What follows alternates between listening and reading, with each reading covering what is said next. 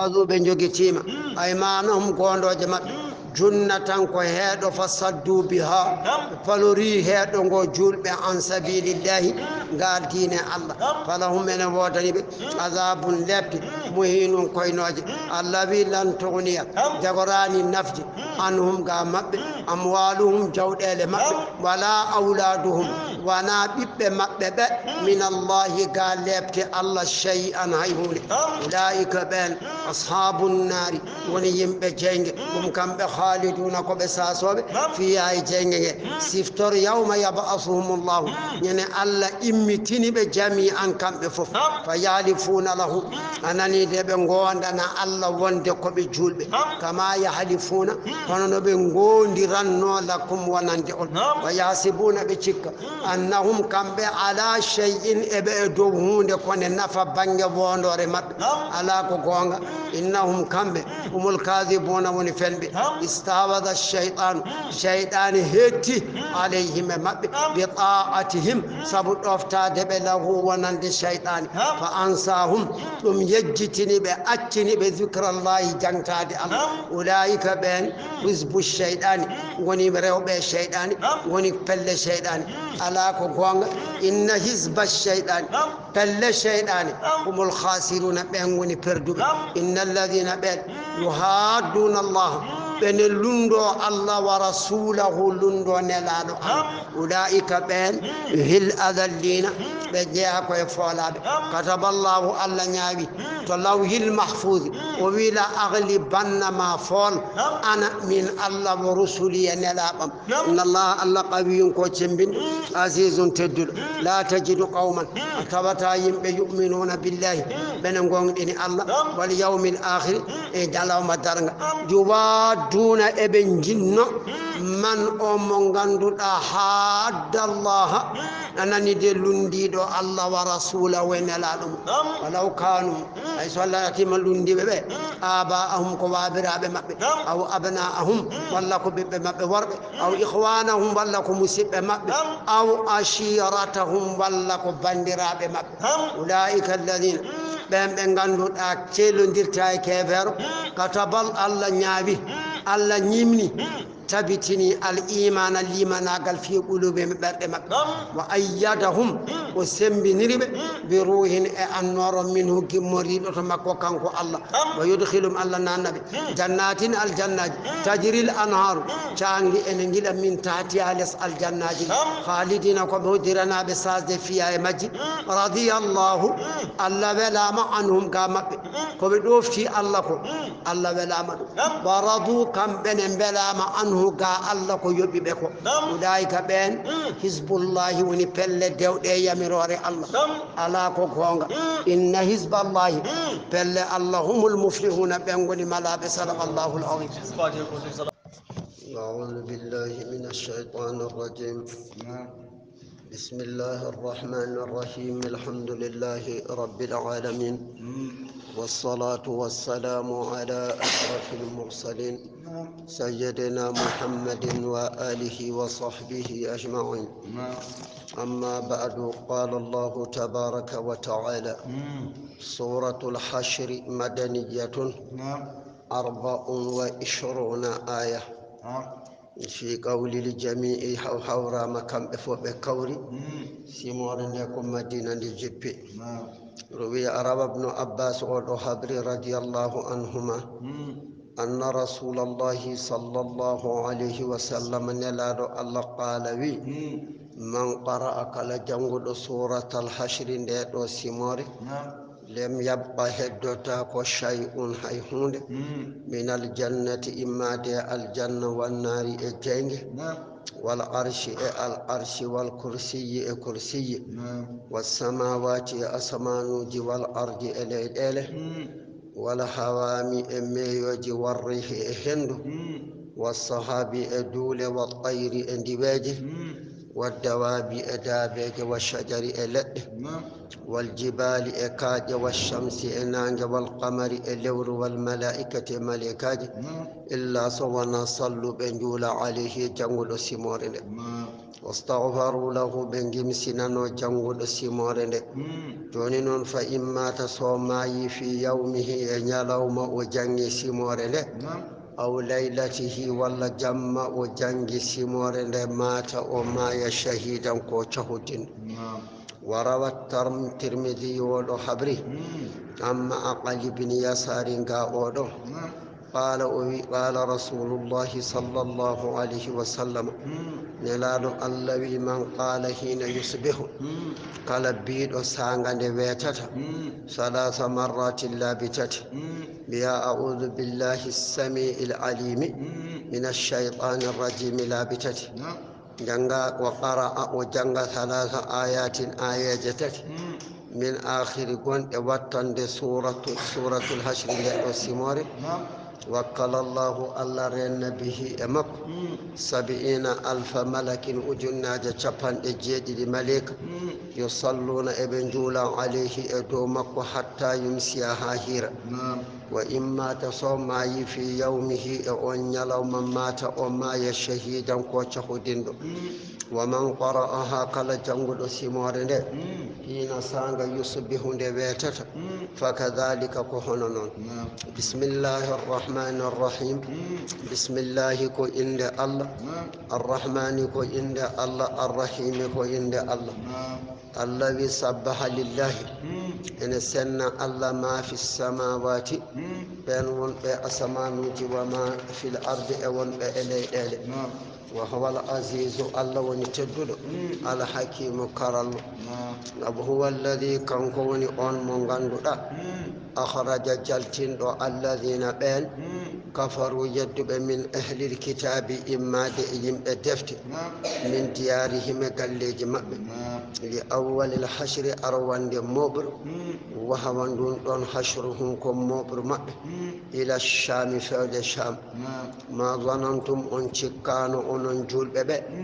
أن يخرجوا دبن جلتتا وظنوا كم ببتشكي أنهم كم بمانئتهم إن حدا نبيالتد حصونهم كالليج مأب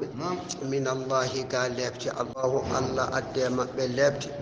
من حيث إما دئنك لم يحتسبوا بميجاك وقذف الله برلي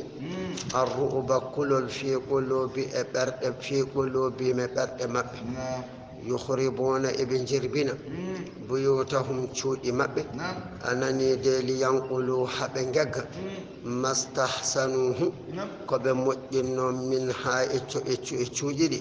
من خشب إما دئلد وغيره أكونا لد بأيديهم جود مأب وأيدي جود المؤمنين قوم بالله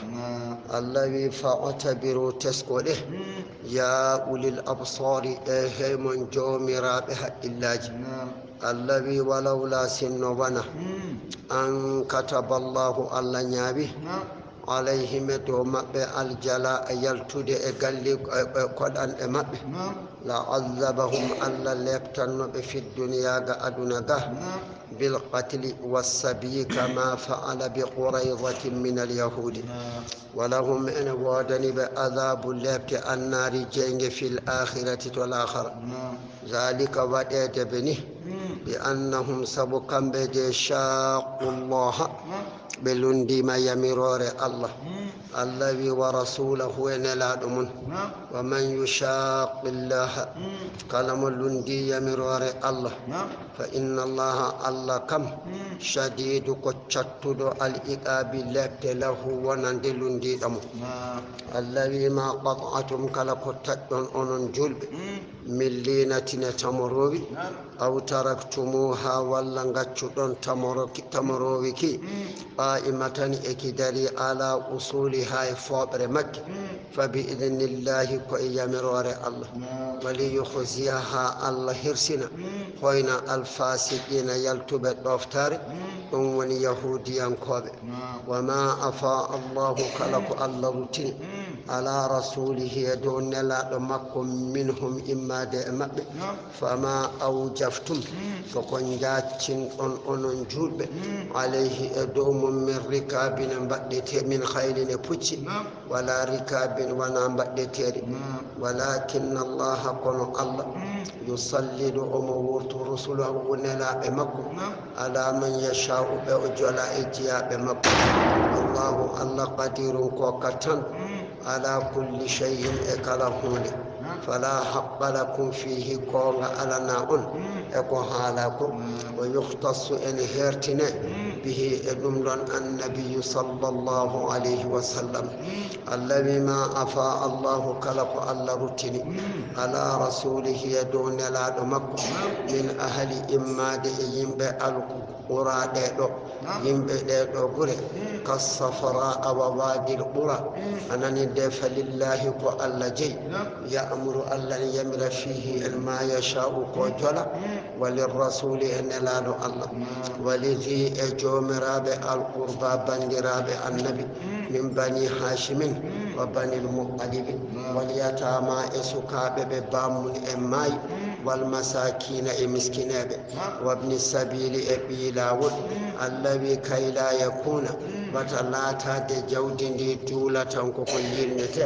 بين حقنا الأغنياء الأب منكم جياب أمون الذي وما آتاكم كلكو حكي الرسول نلاد من الفيء جودني اكو جيدا ادم فخذوه ننجي كون نلاد حكي انكو وما نهاكم عنه كلكو نلاد حديون مو واتقوا الله كلي الله إن الله شديد كوتشتد الإقاب لابت الذي للفقراء يعني وودني واسب المهاجرين فرنو بمكة كتش مدينة الذين بين فرنو أخرجوا يلتنا من ديارهم إما دي اندر قليج مأب وأموالهم يلتنا اجود إلى مأب يبتغون ابن دار تويا اكو ببريكو فضلا برال من الله جمهورين قالتو الله ورضوانا إبلي الله وينصرون الله ابن بل الله ورسوله ابن بل نلاد الله أولئك بينهم الصادقون وني أنني دي قوم اللي من أقل منن والذين بهم تبوأوا الدار جبين بكل ومن مدينة نابع أني دي والإيمان اللي من أقل من قبلهم كأجيب بين يحبون ابن جري من هاجر أمبر إليهم فود أمام ولا يجدون بنانيته حاجة حاسدة في صدور مبر أمام مما أوتوا إما دئك فر بكوكانو إجاو إير ويؤثرون إبقون على أنفسهم دوك أمام ولو كان حيث بهم أنما بخصاصة حتى جندك قرنا إدو مبكو وروي حبرام أن المهاجرين فرنوا بمكة كتش مدينة كانوا بغنوا في دور كوغاليج الأنصار مدينة نابي فلما غنم صلى الله عليه وسلم نلالو الله هني أموال جود إلى بني النذير ولنجل أنني دع الأنصار أند مدينة نابي وشكرهم يتبع فيما صنعوا قبل بدي ما أبندد المهاجرين فرنوا ببه قبل بدي من إنزالهم جبين فرنوا بمكة إياهم قليج مأبه أياهم أنني دي كم منازلهم قليج مأبه وإشراكهم رندو دبه إياهم فرنوا ببه في الأموال جود ثم قال صلى الله عليه وسلم نلالو الذي مدينة نابي إن أحببتم سنجده قسمتم فجما أفاء الله علي وألا رتنيدو أم من بني النظير إما ديول ولنول بينكم حق دمون وبينهم حق فرنوا بمكة كتش مدينة وقال المهاجرون لا تم فرنوا ببه على إدو ما هم عليه كمن ونم من السكناء خد في مساكنكم درقل ليجمون وأموالكم جودالمون وإن أحببتم سنجده أعطيتهم حق بكوهب كوفف وخرجوا بنجلت من دياركم إما درقل ليجمون فقال سعد بن عبادة أولوي وسعد بن معاذ أودو بلدت تقسمه فتش جودي أن نلاد بين حكون المهاجرين فرنو بمكة كتش مدينة تاكدي كوكاب جودي فف ويكونون بكدو في دورنا إن القليج أمن كما قالوا خلنا بنقورنوني فقال صلى الله عليه وسلم نلال الذي اللهم ارحم الأنصار أن الله يرم مدينة نابه وأبناء إبب الأنصار مدينة نابه وأعطى رسول الله نلال الله صلى الله عليه وسلم المهاجرين فرنو ببه المهاجرين فر ببه ولم يؤطئ حقاني الأنصار مدينة نابه إلا الثلاثة المتقدم ذكرهم جل دال السيدان ونقوم توهاجم بعلاهن يقدمون غيرهم ابن غاردنا تنام في الأموال جودل بيد غورندمون غورندمين أمن ودندري في الأموال جودل ما أوندد احتياجهم حتى جندب إليها جودل طبعا أنني دي بنجي تي كون بن غاردني صحابة أنني دي يدو جودل تجنيهن وهذا الوصف أو صفة لا يخص الأنصار وهير راكب مدينة نابتا فقد روي حبرام عن ابن عمر قابي عمر أنه كان قال أوي أحدان نلدي لرجل ونند قرق من أصحاب النبي صحابة النبي صلى الله عليه وسلم رأس شاة هور دمول صحابة قوت اتهور دمول أنني دي نلدي قرق فقال أوي إن أخي فلانا كامسدم كاري وإياله يكاليجم ولا كوريجم أحوج قريحة جند إلى هذا إدم منا إمادا فبعثه نلدي هور دمول قل إليهم بأوبيبه فلم يزل بشيران يبعث ابن نلدي به هورله واحد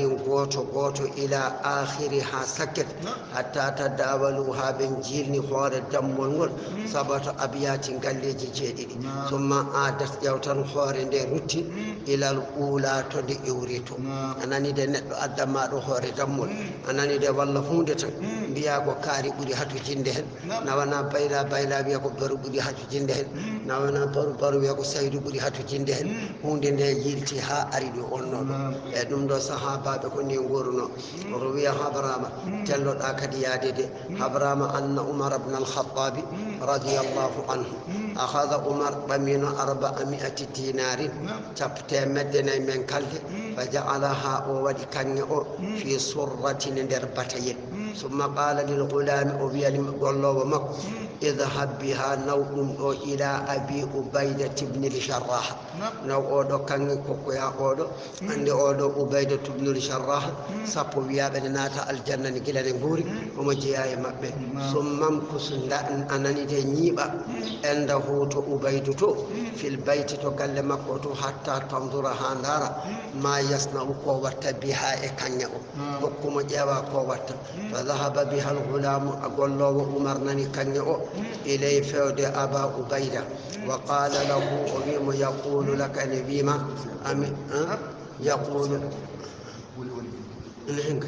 يقول نبيما أنني يقول لك نبيما أمير المؤمنين لا مدجول ببي اجعل ود هذه كان في بعض أيوغا حاجتك حاجوجما فقال أنني لأبا عبيدة وصله الله يعلجكم ورحمه يرموم ثم قال أبي تعالي يا أريا جارية إهما كرقلم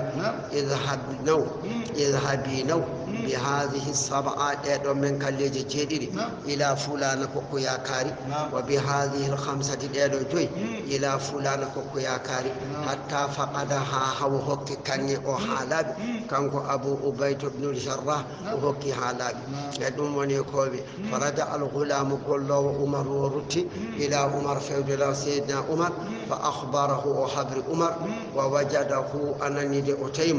قد ربط محب مثلها يرو وحقنا نانكم دون باكوت أبا عبيدة حكي على كرب مجد مكو تبي محب هنم لمعاذ بن جبل أن حبني معاذ فقال أبي قل له مكو اذهب بها إليه نودم دوت معاذ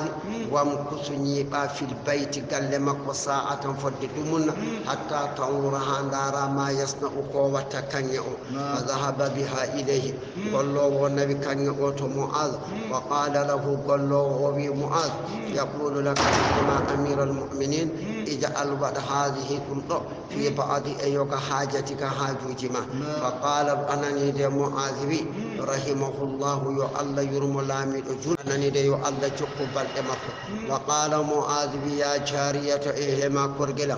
اذهبي نوء إلى بيت فلان بكذا وإلى بيت فلان بكذا نو قال لكاري أمدو نو قال لكاري أمدو نو قال لكاري أمدو فجاءت أري امرأة معاذ جمسود معاذ وقالت جمسود معاذ أوي نحن أن والله بارك الله مساكين كمسكينات فأعطينا حق أن أكنيه أن نبلي ترد ودبه بمني ولم يبقى توهداك في الخرقة أن تكر ونون كنيه إلا ديناران سونا من كالجدي كدم فوقك أنني دفرما بهما وبرلي دينار جديد إليها فود دب فرد الغلام جو أنني دقول له عمر أرتي إلى عمر فود عمر أخبره قال له وحبر عمر نمعاذبتني فسره بالتري بذلك دمدون وقال أبي إنهم صحابة بالنبي إخوة بالمسب بعضهم يغم من بعد إما يغا ونبي كنا ندلم عن عائشة غيرها نوغا من لا ينسدن بايلو كبلو فو حاتين تكوي هورم ولا على صاحبي أديني أيدا غدو هبا كامبي وانا نون ومن يوق كلام دندا شخط أور نفسه غارم فأولئك بينهم المفلحون ونملاب الذين بين جاءوا أرنوب من بعدهم تقل فرنوب مكة مدينة بجهادرنا يقولون بين نبيا أرويو بتقل بيرو تقل فرنوب مدينة بهانين درنا يقولون ابن بيا ربنا جومي أمن يغفر لنا يا فمن والإخواننا مسيب أمن الذين بين سبقونا أجب من بالإيمان لمن أقل ولا تجعل بطول في قلوبنا إبرت أمن غلا غنيه للذين ونندبين آمنوا قندم ربنا جومي أمن إنك الرؤوف كاكن تور رحيم جرمتول الذي لم تر متى ناراني إلى الذين فودب نافقوا نافقاب يقولون ابن بيانا لإخوانهم ونند مسيب مبه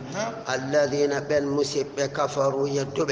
من أهل الكتاب ينبدفت بيامك بنو النظير بيا بلا إن أخرجتم والله سنجلت نام عند المدينة لنخرجن من جلت معكم منذ ديمون ولا نطيع من أفتتاكم فيكم السنجمون أحدا هيقوت أبدا ها أبدا وإن قتلتم صن كباما لننصرنكم من بلغن والله الله يشهد أن سيدو إنهم كم بلا كاذبون كبفن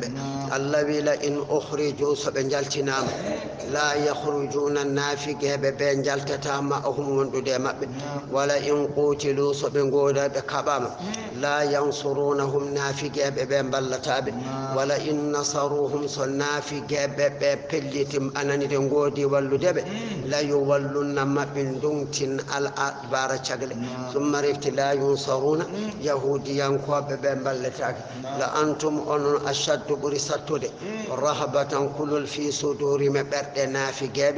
من الله هيا الله نافقاب كل عنكو كلاني الله جوانو لفت الله نبي تلاكي تو ذلك دون بأنهم سبكم قوم قبيم لا يفقهون بفامتا الذي لا يقاتلونكم يهوديا كواب كبتائمون جميعا ابن دندي إلا سوانا في قرآن إغوري muhassanatin denade aw min wara'i walla caggal judurin bale ba'suhum golwole mabbe non bainahum hakkude mabbe shadidun en satti tahsibuhum arsikabe jami'an ko be rentube wa qulubuhum allabi tababerde mabbe shatta ko certude zalika dum don bi annahum sabu kambe qawmun ko be yimbe la yaqiluna be pamata hono anani de accugol limanagal kamathali way kono sifa alladhina ben min qablihim adino bebe qariban to balli wa da anani de ben zaqu medi wa bala battani amrihim kabaru mabbe anani de wala hum en wodani ben adabun lati alimul muslimu ulamul musnad fil akhirati wal akhirah anani de kamathali way kono sifa إذ قال للإنسان ثم الشيطان نبيا تندو أكفر يده فلما كفر دين أن يدي قال الشيطان بي إني من بريء من ودتي منك إما دعمة إني من أخاف الله منه لله رب العالمين جيد وتقوى فكان لاتي عاقبتهما بطن مجد أو مجن ومجد أو مجنال أو مجن أو أنهما كم بجد في النار بنغني كوي جينج دي خالدين كبساسو بفيها اندر جينج وذلك أنني دي دمدل جنات جينج جزاء ونجبدي الظالمين تونير بك من كفر الذي يا أيها الذين آمنوا هيمن قم الله الذي اتقوا الله كل الله ولتنظر يتنب نفس في التانو ما قدمت كندو أردنني لغد ونند جنغ ميل دومني ينترنا واتقوا الله كل الله إن الله خبير كوكم بتيدو بما تعملون كنغلتون الذي ولا تكونوا وتلاتوا إيه كالذين هنا بأن نسوا الله أبوبت أفتاد الله فأنساهم الله يجتني بأنفسهم كأمب أمل بمبتا مؤجر أولئك بينهم الفاسقون ونيالتبت أفتار الذي لا يستوي فتتا أصحاب النار يمئجين وأصحاب الجنة يمبئ الجنة أصحاب الجنة يمبئ الجنة هم الفائزون بين ونملاب الذي لو أنزلنا سن من جبنين هذا القرآن أوتو القرآن على جبل إدو خير لرأيته نني هنا من تلين ريدو ندني لرأيته وين خيرني خاشعا عند سيكي متصدعا عند فتنتي من خشية الله إما دي كل الله يوتان خير وابنتان القرآن كنا الله ولي بني آدم قرآن هجمودم وتلك الأمثال لما تندي جنتا دي نضربها مدن بلد للناس ونند يمب لعلهم بليم يتفكرون بميتو والله كنكوني الله الذي أن الله لا إله جبتير الله إلا هو سوانا كنكو عالم كندو الغيب كفرني والشهادة كفيني هو كنكو كندو كفرني كفيني الرحمن كنكو نجم يرمان هفتو دندق أدنغا الرحيم جم يرمان هيريل ونند جول بتمن الآخر والله كنكوني الله الذي أن الله لا إله جبتير الله إدو غونغ إلا هو سوانا كنكو الملك كنكوني لامدو القدوس تشنيل غاكو هانداني مكو السلام لامدو كيسدو غا كالا كو انبيا استانغو المؤمن غون دينان دون نلابه من تاغاندي به كاويس المهيمن تومبيدو e golle jiyaabe mun al azizu cembindo al jabbaru kebbitodo tagore mun e do kala ko muy al mutakabbiru mawdo anani de mawdo amma la yaliqu bihi ko handane makko sabi ala wada makko ko handane makko mangu makko ne benni don subhanallahi sanade wodani allah amma yushrikuna ga ko be baddata e makko goddo wallahu kankoni allah al khaliqu tabdo al bari'u puddudo tago gila ne wasa al musawwiru gamnudo tago lahu en wodani mo al asma'u inde al husna moddi يسبح له ونسبحين نمو ما في السماوات بين ومبع أسمانوج والأرض إلي وهو العزيز اللون التدد الحكيم كرل سورة الممتعية 13 آية بسم الله الرحمن الرحيم بسم الله كو إند الله الرحمن كو إند الله الرحيم كو عند الله الذي يا أيها الذين آمنوا هيمن قوم إن الله لا تتخذوا وتنجيتو دي أدوي أنبم وأدوكم أنبمون كون هفر بمكة أولياء أكو هيدب تلقون ودن جكروا إليهم فود أمب بالمبدة جلي وأنا نريد ونكوي بينكم وبينهم كتب حاطب بن أبي بلتعة ودوين إليهم فود أمب كتابا ليتر بذلك لما له عندهم من الأولاد سبق وودن متمبب والأهل إكوريج المشركين هفر فاسترده النبي رتلاتر وصلى الله عليه وسلم ممن أرسله أون كوكاد اللاتر أو ينو معه وندد جومن إلى ملاي فنين دي الله تعالى له بذلك وقد كفروا من جده بما جاءكم كعريم من الحق يقوان يخرجون الرسول ابن جلتنا نلاد الله وإياكم أونون كأمون أن تؤمنوا باتئون بالله الله ربكم جيدون إن كنتم صلاتهم خرجتم رنجلت جهادا حقياد في سبيلي أولد لا ولم وابتغاء إندارت مرضاتي ولم تسرون ودنشود إليهم فود مأبكم بهفر بالمودة كل الذي وأنا من أعلم من عندي بما أخفيتم كشوطة وما أعلنتم أكبنينتون ومن يفعله كلام قل لك حداكم منكم أمون أنني دي إسرانني دي أموني كوبي فقد ضل أمجي سواء حقون دي السبيل الأول الذي بيدو بندار تون سهلون ديرتي إن يثقفوكم صب مالدام إمون يكونوا بلاتو أعداء كوبي أنبلكم ونندئون ويبصدوا بپوچ إليكم فيود إمون أيديهم جود مبيد ورد واللفيون ألسنتم دم بالسوء حال بونك ووين ينود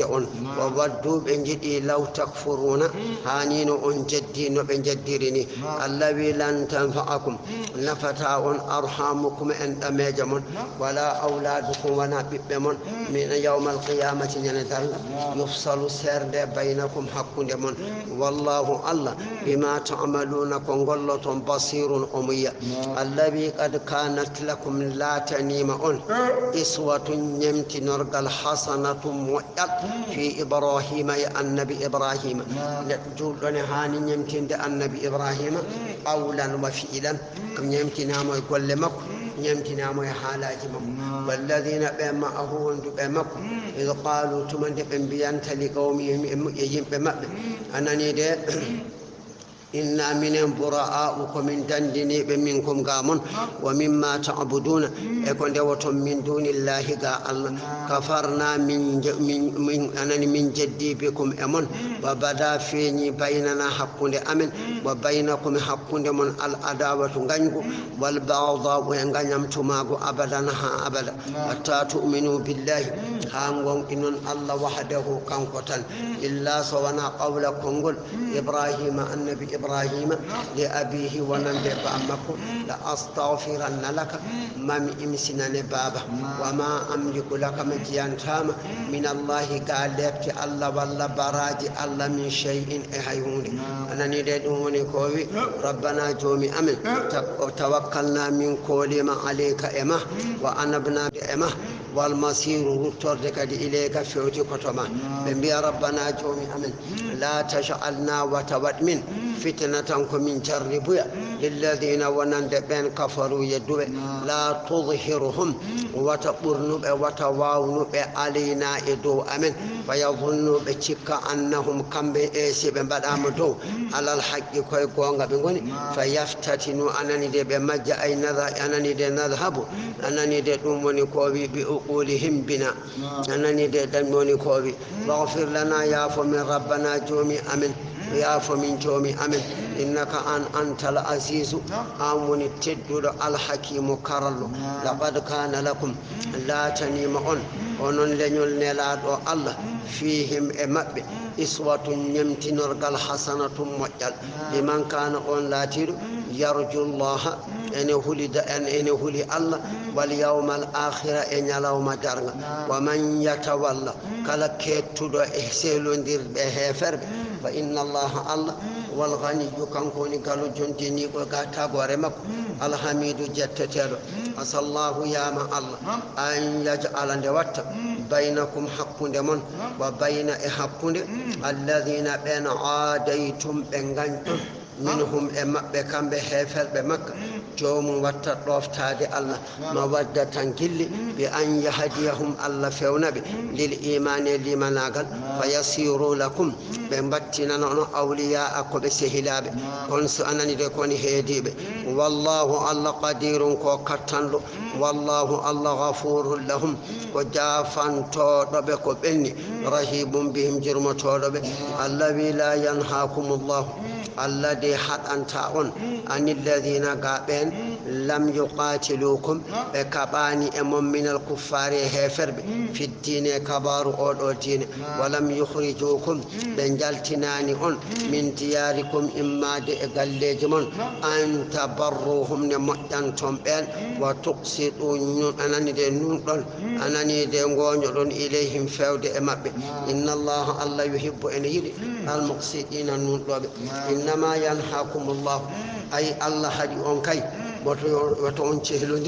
عن الذين قابين قاتلوكم حب أمن في الدين كبار الدين بكاداني حب أمن دي وأخرجوكم بنجلتني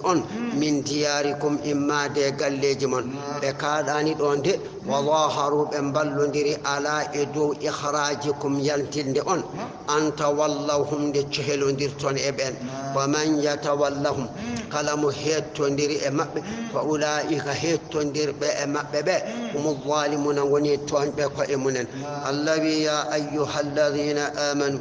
هيمون قومتم بالله إذا جاءكم سؤاريمون المؤمنات الرو بقومتم بالله بألسنتهن إدم أمب دبو أرين قومتم ردمغل مهاجرات أنفرم إما دي إلي هفرب فامتهنوهن الذين جربوا الرو ببه يبنغول أنهن كم بدي ما خرجنا بنجلتاني إلا رغبة سوانا ريقود في الإسلام ولا بغضا وانا أنجلي أزواجهن ورق مأب الكفار هفرب ولا عشقا وانا يد لرجال وانا ورق من المسلمين إجلب كذاك هنوني كان صلى الله عليه وسلم نلال الله لاتن ومن وانا ريوبب الله أعلم مري أنجل بإيمانهن قوم ريوبب الذي فإن علمتموهن سونغاندي ريوبب مؤمنات كبقوهن وتندتين كم ريوبب إلى الكفار فودي هفرب لا هن ونا كم ريوب جون بفرب هلون ابن دقولهم ونند هفرب ولا هم ونا هفرب يهلون ابن دقولهن ونند وآتوهن كوك ورق مأب هفرب كوك بما أنفقوا عليهن وبالنفقنو ابن الريوب من المهور اتنيج سبنغاري وتنوتب كونو تنيج بمبانو امب الله ويجول بيكوكت تكادي ولا جناح عليكم بكات على امورن ان تنكحوهن ندستون بريوب شرط من اذا اتيتموهن سونكوكي باجورهن تنيج مب ولا تمسكوا وتنجوكي تودي باسم ابقل الكواكب كفر زوجاتكم لقد اسلامكم واسالوا لمن دارته ما أنفقتم كنفقون اتنجي في سورة الارتداد ممن تزوجهن من الكفار بل يسألوا يبلمد ما أنفقوا كم من قبل نفق إدو هفرب دبو جول يانتو يهفرب أنني نبيانو كدبو أريمين كوي أياي يلي الهفرب كوي جول دوم أري أنني دي الله يمير يندسمو أنني دي سووان نام أغاسي ورسي gorko makko oyoto ko wanno e makko kokki ton dum jawdi mon ko hono non kadi so debbo juldo iwe e der meden yartudini yanto ye heferbe on kadi ko nyaawore rewotere lamdo de ko banno don anan dum woni ko wi zalikum dum mon hukmullahi ko nyaawore allah yahkumu allah ne nyaawra bi nyaawa bainakum hakkunde mon bi hende do nyaawore wallahu allah alimun ko gando hakimun karal allawi wa in fatakum so boccetima on shay'un hunde min azwajikum rewbe mon goto walla dido walla ko buri dum من مهورهن بالذهاب بنجه إلى الكفار فيودته هيفرب دبو إبندر جلب دوغي يهيتو هيفرب فآقبتم كنويدون فآتوا كوكي الذين بين ذهبات بيه أزواجهم ريوب مبه جودي كبنندي مثل يرما أنفقوا كبن نفئ ريوب دوغ بنجهبه anani de juuɗon ɗo debbo makko dogi yanto e heferɓe on koni on keeɓi jawdi hokke mo fodde jawdi komo heɓira debbo goɗɗo haala ka ko ni fayi wattaqullaha kule allah alladi on allah antum onon mu'minuna oɗon gonɗini bihi e muɗum ya ayyuhannabiu heyma annabi ida jaaka so arema المؤمنات ريوب غونغين به الله يبايعنك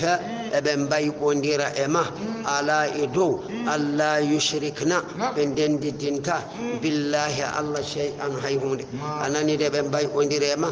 wonde be baddata ya Allah goddum wala yasrigna be gujjata wala yaznina be jinata ولا يقتلن بمرته أولادهن بمبه ولا يأتين بغدته ببهتان فنان يفترينه ببيبندي فنان بين حقن أيديهن جود مبه وأرجلهن قيد مبه أنني دون كوبي فبايع ولا يعصينك من غفزام في فعل كل معروف قل المجر كذلك لكم جميع دابه قل بمبدان قل الله فبايعهن بايقندر مبه فعلى ذلك صلى الله عليه وسلم نلادو الله ودير أودو بيع بالقول كوي كونغول يوتن نلادو الله ولم يصافه وسكاني جونغو واحدة غوتو منهن ريوبه أرنوبه باي آدموبه أي غوتو هكاني جونغو غوتو من أندنو كوني هكولي دبو جانانو جونغو نواي بوندتا الله اندينو تون enen non ko men ko hulbinori ko rewbe men be jaawi hokkude worbe be juude wana wonne debe jogi en haalaji sabi ala be ngam kala en haalaji bondi kono joomum non haalde en haalaji bondi ano keddodo da e Allah ko dum burata walludema daltaada fay jamaade jogi kurusma ala salligi ma labdo totta e debbo mona zu haram matan gidda takkal mun to biya ma hokkuma wana gonga anani de joomum so wadiri ni ton biya mo ala wastaghfirillah imsina allah lahunna wonandebe rewbe men be jaay hokkude juude jiidabe poppe be jodi de do juudeje be koko worbe janambe inna allaha allah ghafurun ko jafatol rahimun jurmatol ya ayyuhalladhina amanu haymun gonqimbe allah la tatawallaw wa takete qauman himbe غضب الله بالله لبتي عليهم من تنبأ الله تكني قد يئسوا بدأمتني من الآخرة إلى الآخر براج الآخر كما يئس ونن أمتنوري براج الكفار هفرب الكائنون ومب من أصحاب القبور جابي بقبل ونن كيف يرقبار أمتنوري مؤجر الآخرني كم بنكونهم بدأمتنوري سورة الصف مكية أو مدنية 14 آية بسم الله الرحمن الرحيم بسم الله كو عند الله الرحمن كو عند الله أنني دي الرحيم كو عند الله سبح لله سني الله ما في السماوات كوني أسمان مجي وما في الأرض كوني ليل وهو العزيز الله وني تدلو إلى ممن الحكيم كرلو إقلمون يا أيها الذين آمنوا هاي من قوم بالله لما تقولون والكو كالون تندار تودي حقو يدي ما لا تفعلون قنبتا كبر موني مقتا كتيا عند الله تعالى أن تقولون دي كالتهم ما لا تفعلون قنبتا إن الله الله يحب يدي تدين والله الذين بين يقاتلون بين كبه في سبيله جنغان دين مكو صفا ربندر كأنهم ما بي كم بصحابة والله بدين الله نصفي جمع بين باي فد بنيان كمبادي مرصوص بوتندراني وذكر سفتر إذا قال موسى تمن موسى بيانت لقومه ونند يمبمون يا قومي هيمون يمبم لما بتهدم تؤذونني أدن لورلمي بتهدم أدن لورلمي بيوم وندي توبة وقد تعلمون أدون غندي أني من موسى رسول الله كمن العدو الله إليكم فود أمون فلما زاغون دم بنغوني مغا غونغا بنجوكي لورلو دبي أزاغ الله الله أوني قلوبهم بردما بغا بيوال والله الله لا يهدي الله دي فونته القوم ينبئ الفاسقين يلتبت أفتاري واذكروا سفتر إذ قال عيسى ثم عيسى يات ابن مريم بمريم يا بني إسرائيل هيمون بيعقوب سلتسكي كانكو عيسى وبياني يا قوم هيمون يمبم لأنه سب كانكو عيسى لم يكن له فيهم قرابة حقل مكوي بني إسرائيل نابي بندراغل الله وبي إني من رسول الله ومن الادو الله إليكم فود أمون مصدقا مدغون ديني لما بين يدي كو أردنو كم من التوراة إيسابي ومبشرا مدبلتني رأون برسول إنلادو يأتي غريو من بعد شغلم اسمه إند نلادو أحمد كني أبيت نلا ببيتو غندما بابا آدم هايتي إيسا كلامون أرى حالان تكاي سايه بلتني ريم إمام محمد نتون أنا ندد أموني كوبي كيرا كادي ساودي أون كوري زمان أون آدي ما بدادو من الله أون كوري زمان كونغون دايمو فوف الأب كون دايما كوكو فاد أوبانني دندوا إما نوموني كوبي فلما جاءهم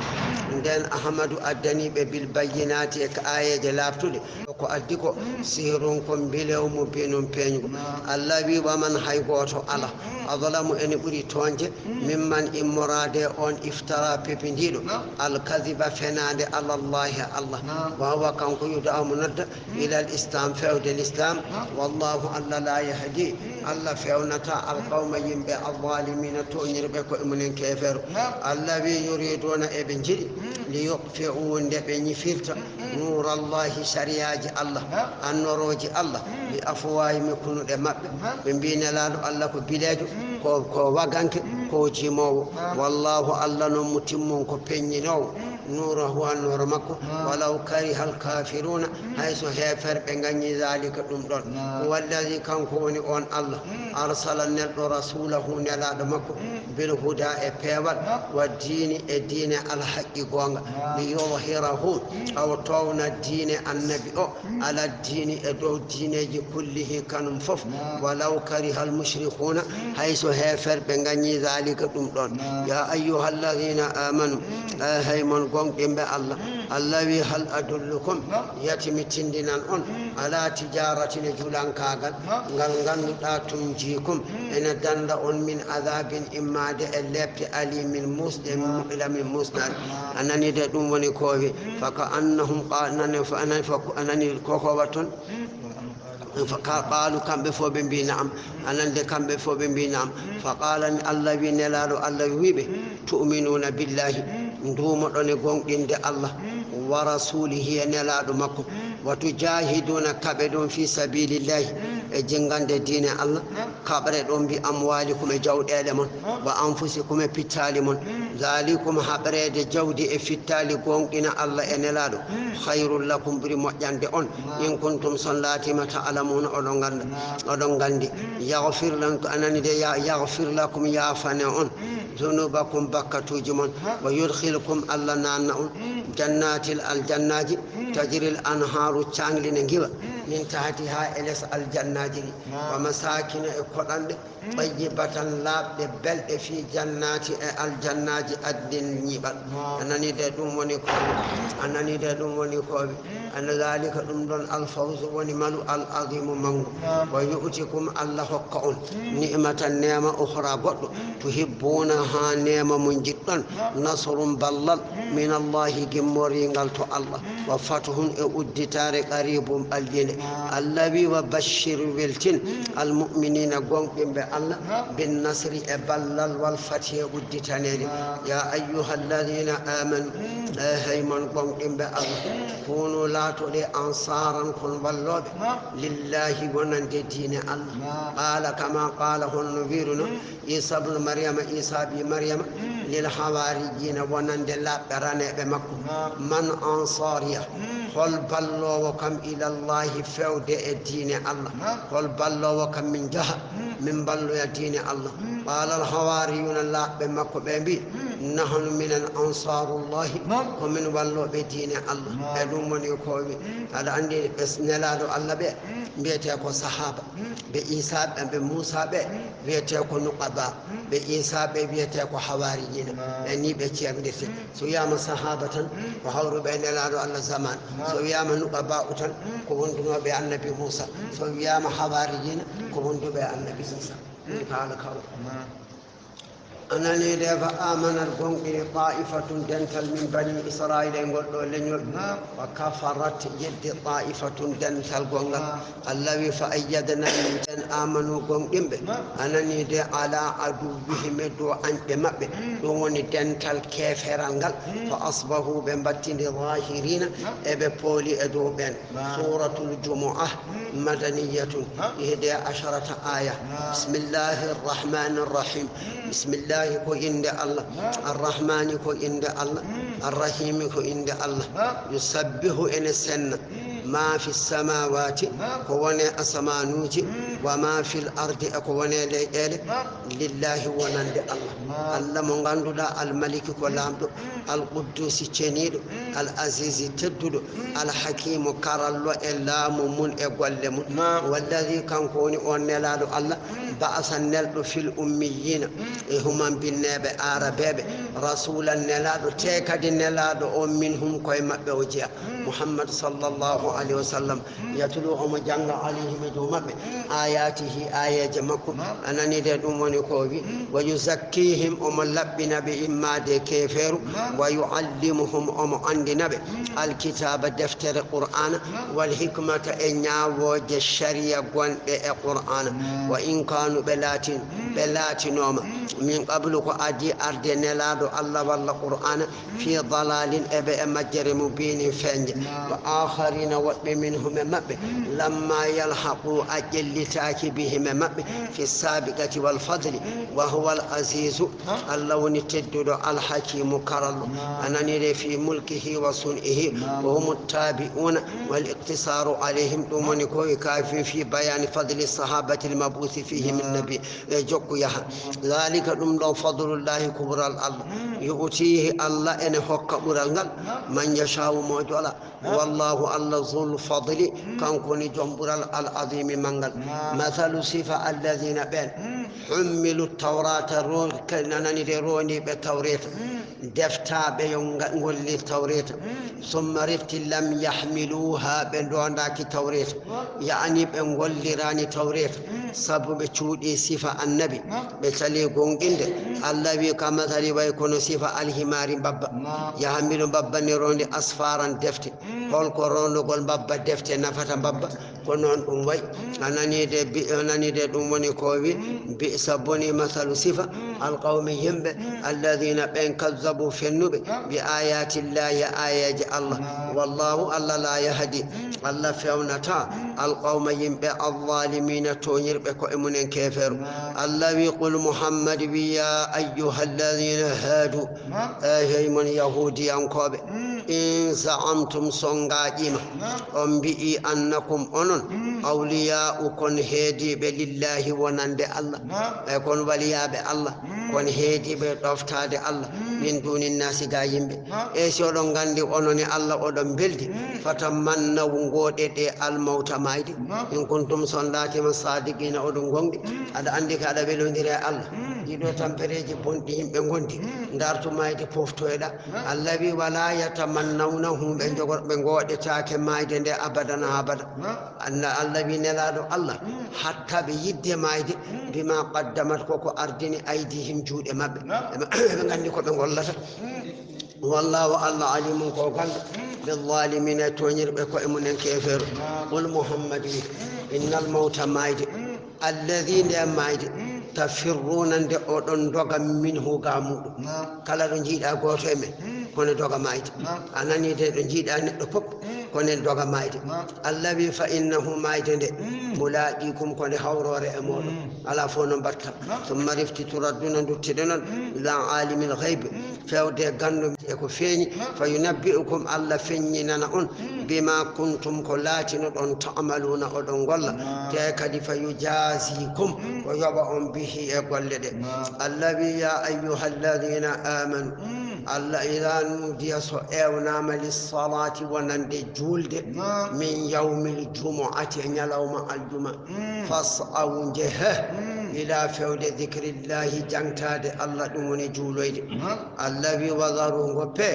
albay an jeygu dhalikum juuloya acca jeygu khayrul lakum ɓuri moƴƴande on in kuntum son laatima ta'lamuna oɗon gandi annahum juuloyde nde khayrum ɓuri moƴƴude faf'aluhum mbaɗi anani wal muradu bihi al adhanu ko noddinago sa wiyama yaya juuloyde ko noddinago anda sanga julusil khatibi jooɗade ko huɗbinowo alal mimbari e dow gangol newal sa ande almami ari noddinali ɗine noddine kon sa a wiyete yimɓe juuley wadhalika ɗum ɗon li annahum sabu ɗi noddinali yawde lam yakun ɗi godano fi ahadi rasulillahi sallllahu alayhi wa sallam sanga nelaɗo allah ɗi godano wodno sanga nelaɗo allah nida noddinago siwahu ko wona woto ngo fa kana lahu ene wodanno annabi mu'azzinun noddino wahidun goto ida jalasa so joɗima alal mimbari e dow gangol newal he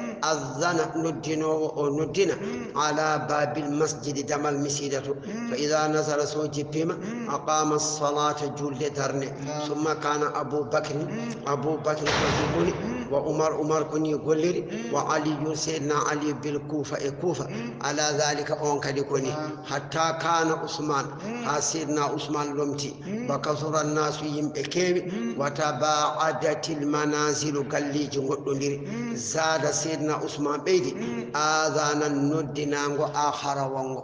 سيدنا عثمان واتدين فأمر سيدنا عثمان يميني بالتعزين ندناد أولا تأربان وقتو على داره قال مكو يو سيدنا عثمان يكو يندن قال من التي أن قال تسمى الزوراء قال أكوني بيت أنني فإذا سمعوا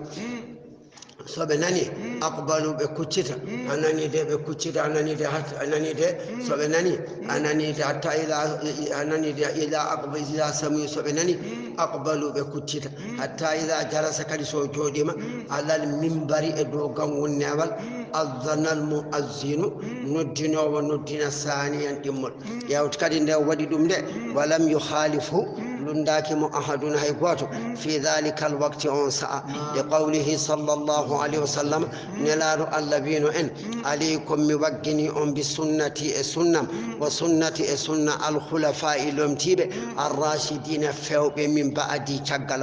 سيدنا عمر أبو بكر عثمان علي كم بدي فوق اندواني توبيما من يوم الجمعة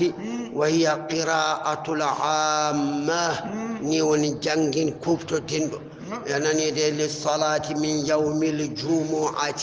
بيدناني ده أنني بالضمتين دماجدي جمعة ومنهم فوق نجنجرت وقرئ جنجرام الشذوذا السلقل بسكون الميم وبتكون الميم مي إذا نودي للصلاة من يوم الجمعة وبكون جنجرت أنني ده دموني كوبي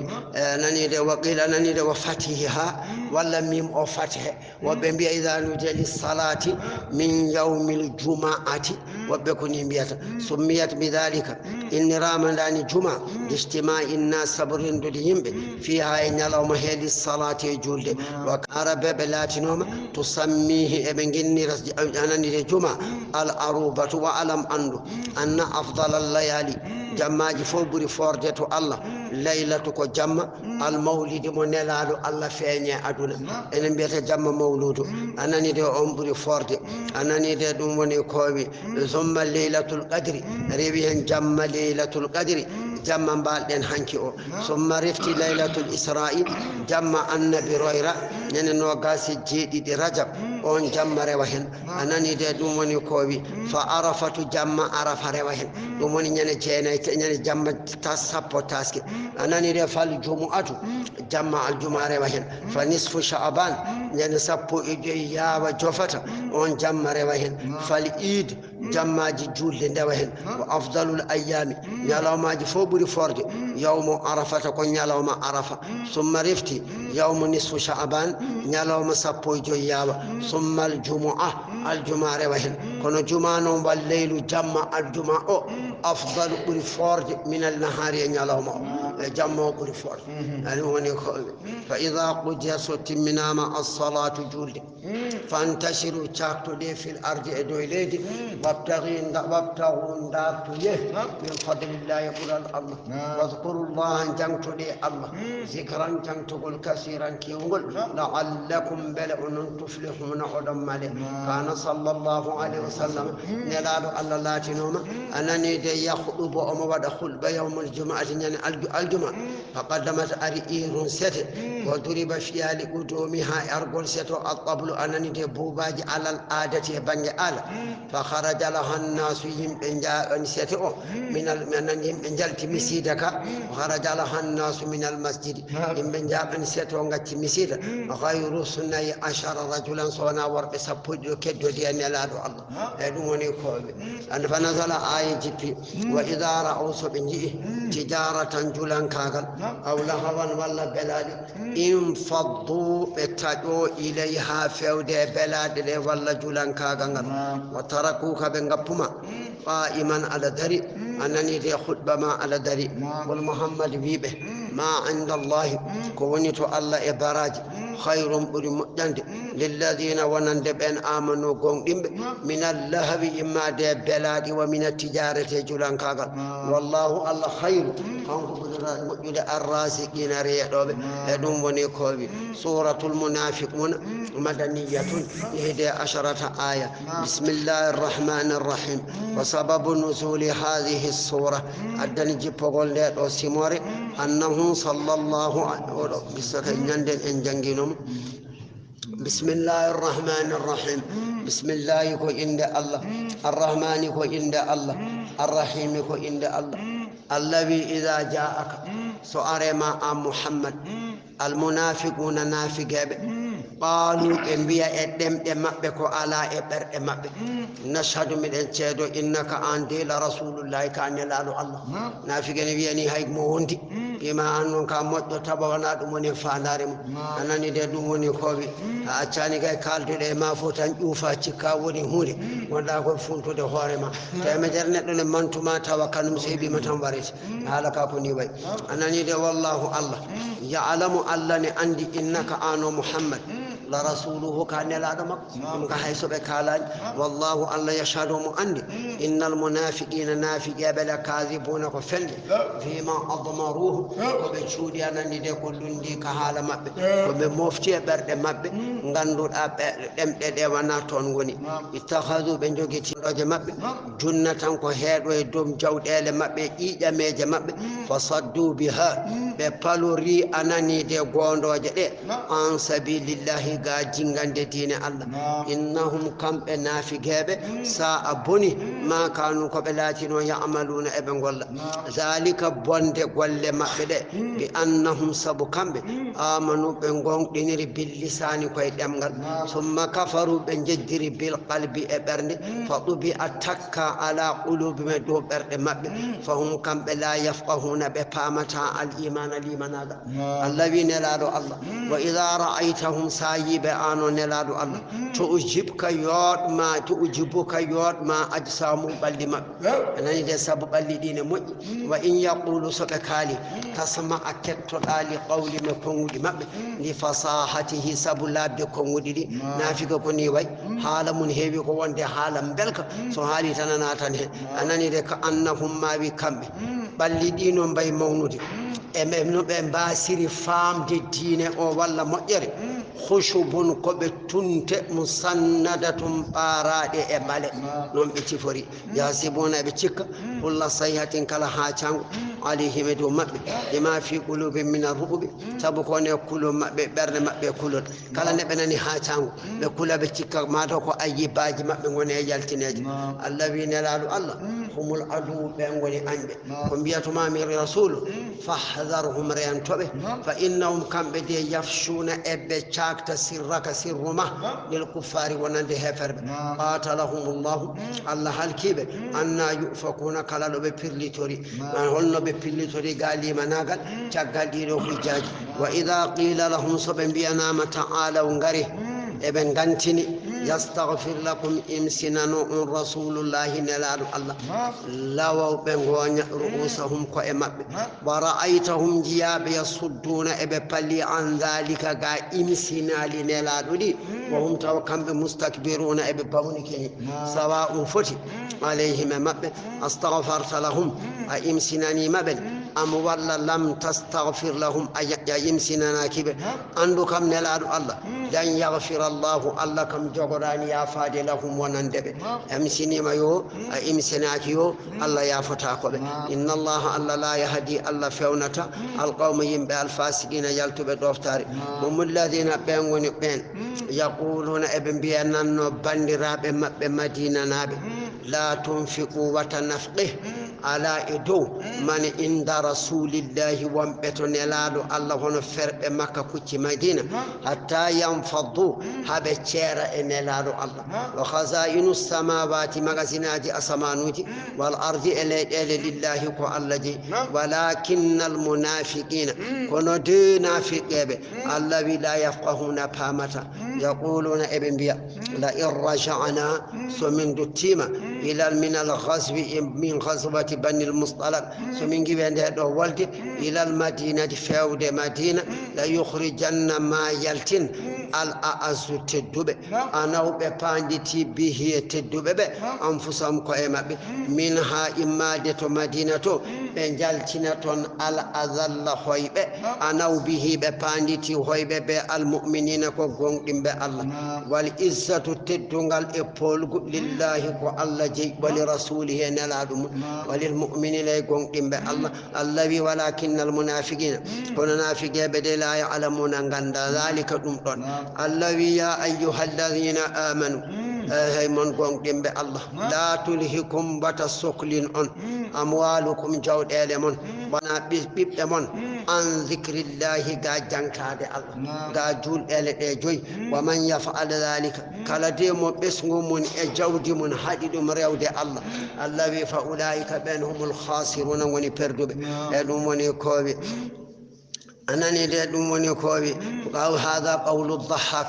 dhahak wi anani de zikrullahi o do jangtaade do ko juldele joy wa qala al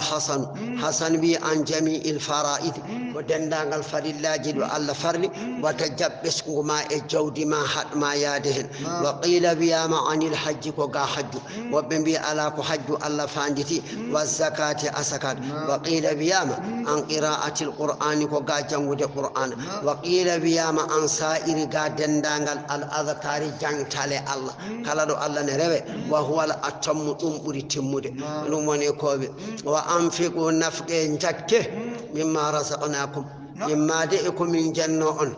jakke min qabli ko adi an ya'ti ande arata al mautu maide ahadakum goto em ade maide sababuji maide ittu gedal allah ngal fa yaqulu wa tu rabbi wa yaqulu ya rabbi jama lawla akhartani ko hadi nemnana kam ila ajalin halajal qaribin ballingal fa asaddaqa min itta asakal wa akun milatu min as-salihin min jay mudib bi an ahujja mi hajja qala ibn abbas radiyallahu anhuma abdullah ibn abbas wi ma qasara rabbi dinaki ahadun goto fi zakati itude asakal wal hajji hajju illa sa'ala ar-raj'ata sona jomum darti ruttinede andal mawti so are mayde neɗɗo keɓɗo jawɗi sadi hajjude keɓɗo jawdi sali jakkude so mayde are makko wajibo ñaago Allah yo accu rutto hajju yo itte jakkande o fuɗɗo mayde sabu bone mo soynoto koni yeso makko ko walan yuakhira Allah Allah nemnanta nafsan fittanu ida jaa so ari ajalu halajal fittanu ɗum wallahu Allah khabirun ko kumpitiɗo bima ta'maluna ko golloton tatimima ton istanbata ɓulnima بعضهم يقع أندب من هذه الآية أو آية أمر غوردم النبي صلى الله عليه وسلم لأن السورة نيدو سيموري إذا جاءك المنافقين تمامون تيمود 63 كاير واتتا تيمود جابان دي جيغبام اتاتي وأقبت تبترا بالتغابن إبادونديرال الذي أنغال بادونديرال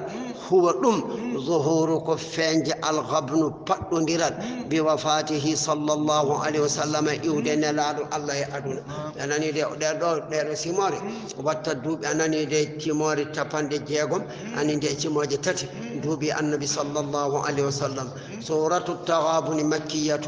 أو مدنية 18 آية بسم الله الرحمن الرحيم بسم الله وإن الله الرحمن وإن الله الرحيم وإن الله أنني دي الله بي أنني دي يسبح لله يسبح إن السنة ما في السماوات كوني أسمان وما في الأرض كوني ليل لله ونند الله الله من غندو الملك لا له كانكو جي والحمد جتود له كانكو جي وهو كانكو الله كجي قدير كو كتندو على كل شيء دو كلهم والذي كانكو وني اون الله خلقكم تقون فمنكم ان امون كافر يدوب ومنكم ان امون مؤمن غوم عندنا تسكاي قرآن kala ko Allah adi haalde ko ɗum ɓuri wodde so teskiɗo haali taggol o wiyane men heferɓe ene men julɓe Allah adori ko heferɓe jaga kamɓe ɓuri hewde wallahu Allah bima ta'maluna ko golloton basirun umuya khalaqa samawati Allah tagi asamanuji wal arda e leyɗele be haqqe gonga wa sawwarakum o tagi on fa ahsana o yonni suwarakum mbadiji mon o waɗi on no mbaɗen ni wal masiru rutorde ilayhi fewti koto Allah ya'lamu Allah ne andi ma fi samawati ko wone asamanuji wal ardi e leyɗele wa ya'lamu Allah kadi ne andi ma tusirruna ko cuuɗo ton wa ma tu'linuna e ko peññin ton wallahu Allah alimun ko gando bi dhati suduri ko ne nder becce Allah wi alam ya'ti onon heferɓe makka naba'u khabaru alladhina ben kafaru yadduɓe min qablu ko adi on fazaqu ɓe meeɗi wa bala battande amrihim keferu maɓɓe aduna wala hum ene wodani ɓe to lahara azabun lebti alimul muslim dhalika lebtede ɓe ga aduna ga bi annahu ko woni fi kanat ta'tihim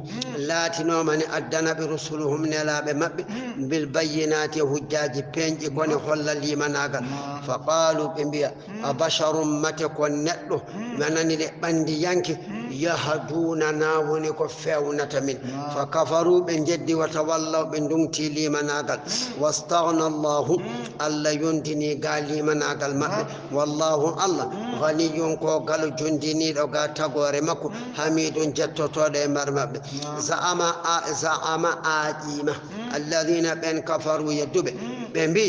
Allah yub'asu en jogorani immitinede ul Muhammad bi bala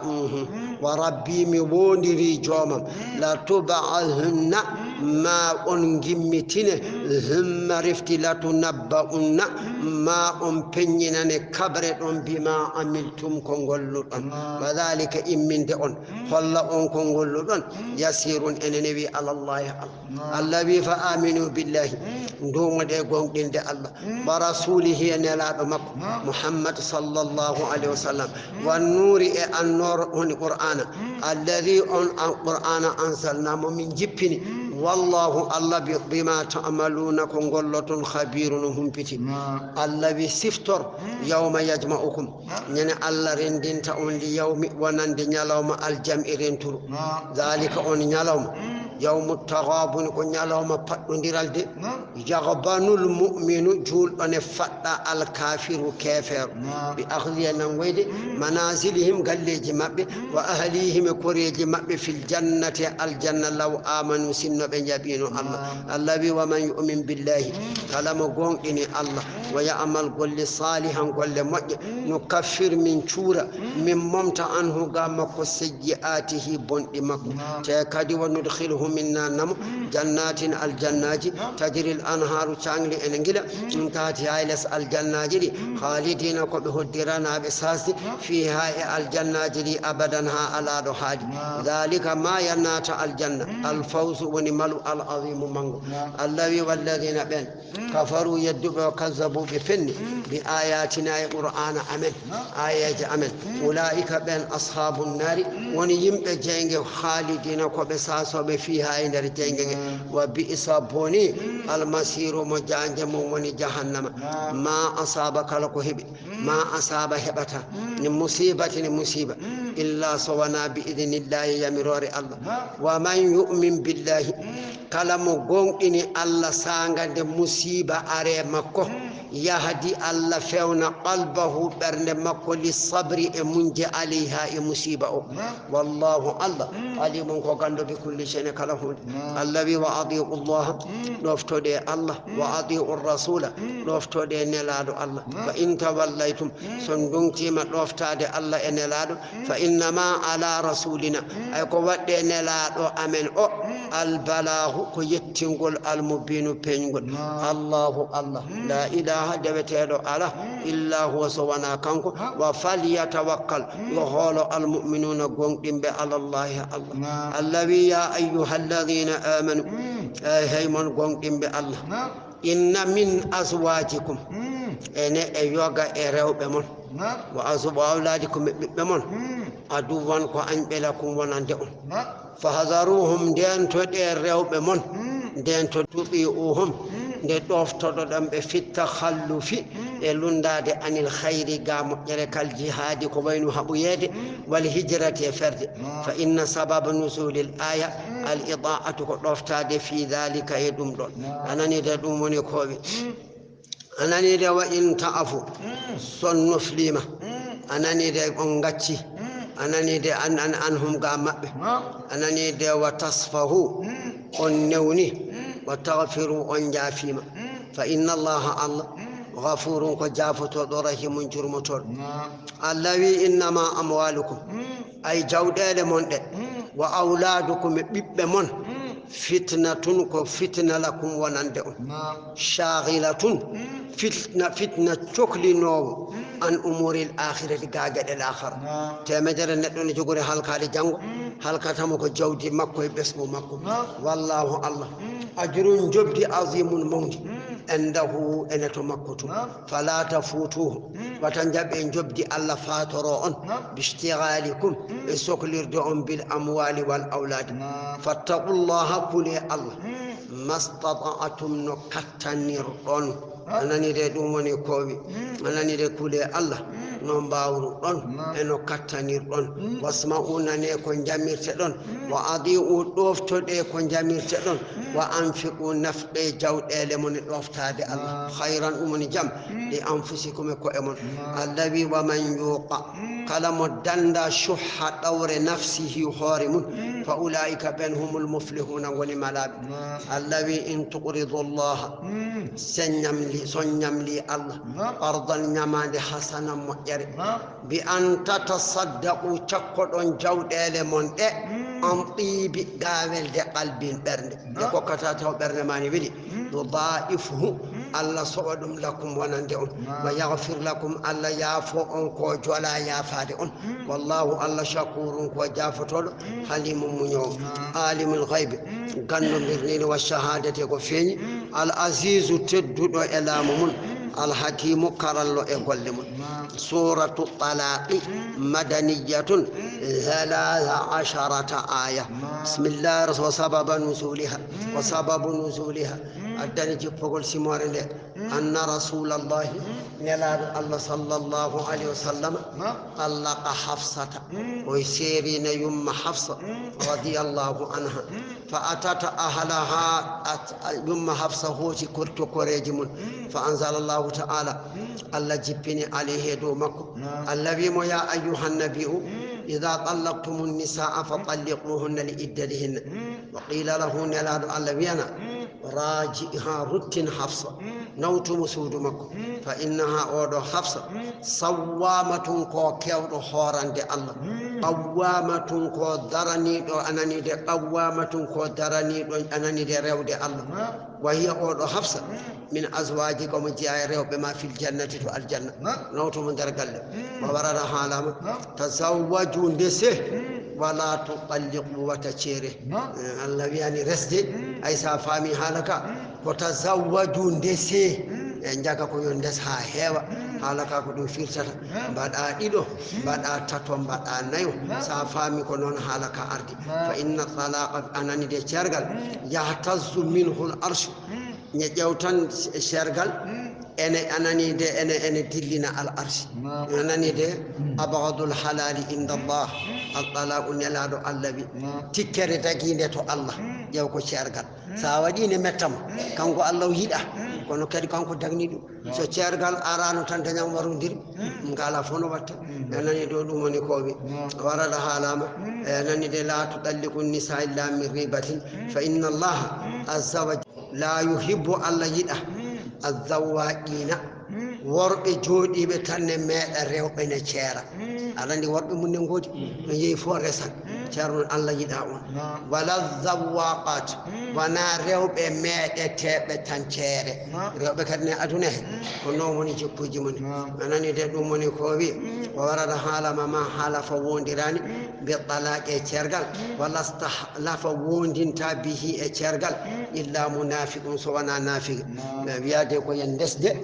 non wiya bismillahir rahmanir rahim نصوف ما أن أمر بارك القرآن علينا جوني بينيا دعوة ميما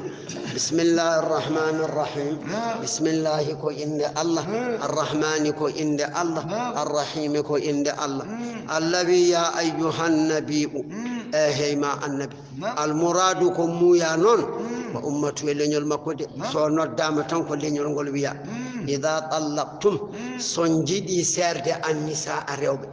فطلقوهن تشيري بلي إدتهن تمغل بدال تمغل إداج مب على نودو وين بأن يكون الطلاق شرقل غلونا في طهر إلاقة أتيني في لي مولابي ngaccamu te caggal labdala bangal lam to masamani mo fihi edum don tafsirihi sallallahu alaihi wasallam bidhalik rawahu shaykhan allabi wa ahsundene al iddata eddaji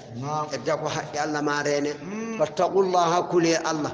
rabbakum jommun woni kuli Allah jeydon anani de adi uhu fi amrihi wa nahyihi la tukhrijuhun wa tanjaltine rewbe serabe be من بيوتهم إن إما دي تودي مب ولا يخرجنا وتريو بسيرا بنجلتو إندركو بجمع به حتى تنقضي حاتم إدتهن إدم الذي أنني دي الله كان كو عندي تاغوري سنتو سيري دب الله بي وتا يالتي مو غالما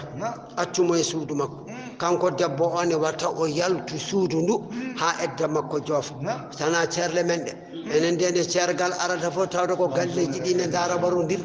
wadde yahata to tawi en dewe do sunna tan tampere watta illa an ya'tina to nande rewbe be gadde bi fahisatin fankar don zina mubayyinatin tanji wa tilkal madhkurat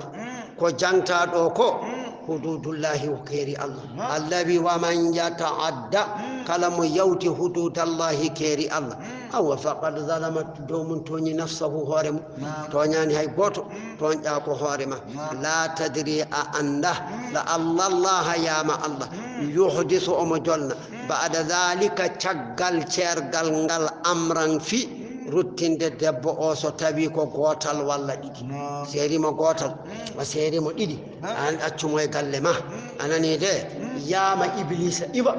duttoda e debbo ma fa idha balagna sobadi matimude ajaluhunna eddaji mabbe fa amsikuhunna duttinire rewbe be بمعروف نمجري باسا روتينير دمو ها بيدو دا تورلو دمو أو فارقوهن والله تشيرون مأبي بمعروف نمجري دوموني كوبي وأشهدوا تشينه ذاوي جومرا بديدو عدل نندل منكم جابه امون سون تشيري تشينه ديدو سودون دوتو تشينه ديدو الله بيا اتومو يغلما هذا ما او ادينو e gallema ay nyane nimsa joli iblisa ibe ma halaabi anoddan worbe dido tambiyabe awa min de mi accino kaari kono joni nimsa ari